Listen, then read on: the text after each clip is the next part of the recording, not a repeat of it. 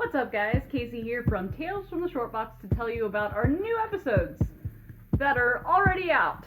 Usually I would use this space to give you a sneak preview of the episodes of last week's comics as well as Tales from the Short Box before they come out. But I got so lazy during our season break that I totally forgot to record those. So this is your belated sneak peek on the new episodes that you can listen to right now anywhere you get your podcasts. First up, here's your last week's comics sneak preview. Since we were on that season break, we kind of broke the rules a little bit, and instead of it just being last week's comics, we talked about any comics that came out during our season break, one of which was Absolute Power #1 by Dan Mora and Mark Waid. Holy crap, guys, the stuff is hitting the fan in very intense ways. I don't know how they're going to get out of this one. My pick was actually from last week, Paranoid Gardens #1. This one is by Gerard, Waid, Shaun, Chris Weston, and Dave Stewart.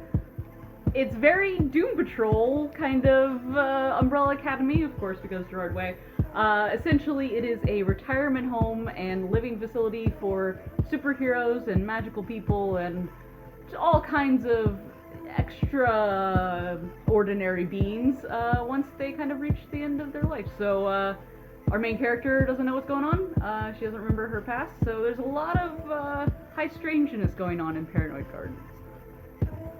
RJ's pick, also from last week, was Phoenix #1. They're finally putting our girl in space where she belongs. It is a cosmic adventure comic with the Phoenix, and it rules. In the first issue, she absorbs the sun and tries to shut down a black hole. It's crazy. And to the surprise of absolutely no one, Adam's pick was Uncle Scrooge and the Infinity Dime. It is the multiverse of Scrooges, and one of the most evil Scrooges is like the Thanos. It's nuts.